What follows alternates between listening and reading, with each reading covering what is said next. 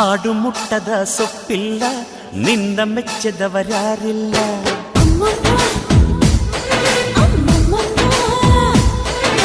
ಜೇನಿಗಿಂತ ಸಿಹಿ ಬೇರಿಲ್ಲ ನಿನ್ನ ಮುದ್ದಿಗಿಂತ ಸಿಹಿ ಬೇಕಿಲ್ಲ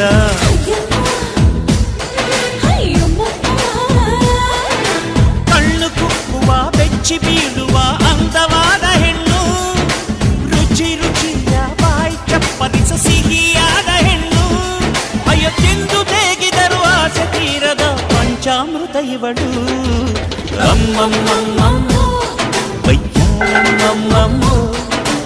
ಅಮ್ಮಮ್ಮಮ್ಮಮ್ಮಮ್ಮ ನೀ ಸಿಂಗಾರಮ್ಮ